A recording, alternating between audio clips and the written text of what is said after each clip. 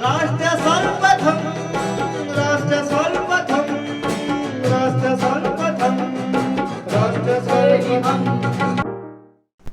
आज विश्व संस्कृत दिवस है। भारतीय संस्कृत के अनुसार श्रावण मास की पूर्णिमा के दिन रक्षाबंधन के साथ संस्कृत दिवस मनाया जाता है।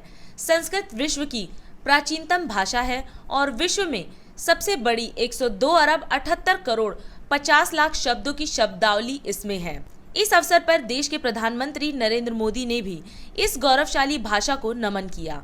अपने संदेश में उन्होंने कहा कि संस्कृत भाषा जीवन के हर परिदृश्य को प्रभावित करती है और अधिक से अधिक देशवासियों को संस्कृत सीखने का प्रयास करना चाहिए। संपूर्ण देश में संस्कृत विद्यालयों के माध्यम से इस प्राचीन भाषा की सेवा हो रही है। ऐसा ही एक गौरवशाली इतिहास वाला मोतीनाथ संस्कृत महाविद्यालय दिल्ली के रमेश नगर में अवस्थित है। इस संस्कृत महाविद्यालय की स्थापना स्वतंत्रता सेनानी योगी रामनाथ शास्त्री जी ने की। 100 वर्षों से ज्यादा के इतिहास वाले इस विद्यालय ने देश विदेश में संस्कृत के अनेकों विद्वानों को शिक्षा प्रदान की। आइए उनसे जानते हैं संस्कृत के महत्व के बारे में। ऐसा है कि संस्कृत भाषा देव भाषा मानी जाती है। देव भाषा संस्कृत और वेद भाषा भी संस्कृत है, यानी कि ज्ञान की भाषा भी संस्कृत है। वैसे तो संस्कृत की जितनी बुरी दशा हो जाए, संस्कृत पलायन नहीं होने वाला है, क्योंकि जब तक इसका व्याकरण जीवित है, भगवान शिव के डमरू से निकले हुए जब तक सूत्र जीवित है, तब से संस्कृत पलायन तो नहीं होगा। मगर क्या है कि आधुनिक जमाने में लोगों को इस बात का इल्म नहीं है कि संस्कृत की विशेषता क्या है। एक सूत्र है, वेदस्य नित्यत्वात् ईश्वरस्य सर्वज्ञत्वात् ईश्वरः गतकल्पियं वेदम स्मृत्वा उपदिशति। वेद नित्य है, ईश्वर सर्वज्ञ है, ईश्वर ही गतकल्प में हुए घटनाक्रम को लेकर के इस जमाने को फिर उपदेश करता है।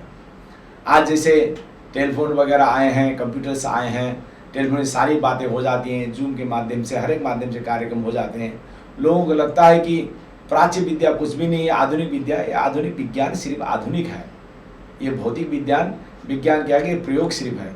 मगर इसमें जो ज्ञान है वो भी प्राच्य ज्ञान से ही आता है। जो मैंने सूत्र बताया, वेदस्य नित्यत्वात् ईश्वरस्य सर्वज्ञत्वात् ईश्वरः गतकल्पियं वेदम स्मृत्वा उपदिशति। तो ईश्वर गतकल्प में क्या क्या हुआ था उसको मद्देनजर करके अभी ज्ञान देता है। लोगों में एक वो जागरूकता नहीं है संस्कृत शिक्षा की क्या महत्ता है। अभी कोरोना काल में लोगों को पता लगा कि संस्कृत शिक्षा क्या महत्व है, अध्यात्म का क्या महत्व है, क्यों आदमी आत्महत्या करता है। इस विषय में लोगों को अब जागरूकता आई है अभी संस्कृति के बारे में। भगवान गुरु गोरखनाथ कहते हैं, बिरला जान ही भेदा निभेदा, बिरला जान ही द्विपख छेदा। किसी किसी को मालूम है कि भेद में अभेद है, अभेद में भेद है। किसी किसी को सिर्फ मालूम कि ये संसार के अस्तित्व के दो छोर हैं।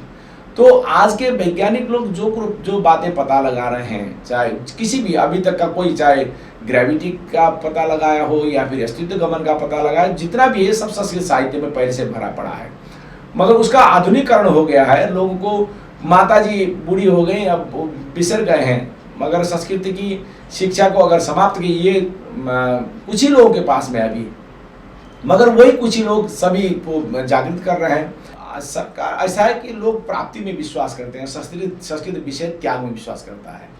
जैसे आधुनिक विषय पढ़ाने वाले घंटी में विश्वास करते हैं, यहाँ संस्कृत क्या शिष्यत्व में विश्वास करते हैं। वहाँ के गुरु लोग सुबह उठ के 4 बजे से शिष्यों को पढ़ाएंगे, वो तनख्वाह नहीं देते हैं। वो इसीलिए अब ये कि सरकार में भी संस्कृत के लिए कोई फैकल्टी नहीं खोली गई कि भाई संस्कृत पढ़ने वाला विद्यार्थी ये जॉब पाएगा।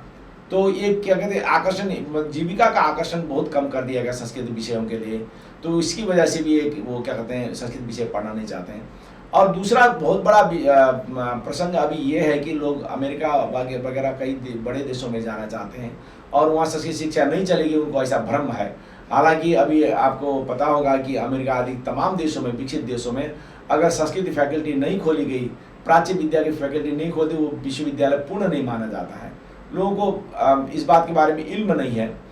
अब दूसरी बात ये कि संसार का ये क्रम है, ये कोई शिक्षा आगे तक जाती है। अभी ग्रंथ क्या है, संस्कृत के अलावा कोई ग्रंथ है ये नहीं। लोग आत्महत्या कर रहे हैं। जिन्होंने संस्कृत पढ़ा है उनको पता है कि एक श्लोक वाचन में ही कितना आनंद है, कितना उमंग है। अच्युतानंत गोविंद नामोच्चारण भेषजात नश्यन्ति सकला रोगा सत्यम सत्यम वदाम्यहम्। अच्युत अनंत गोविंद के नाम के उच्चारण भी औषध तत्व है।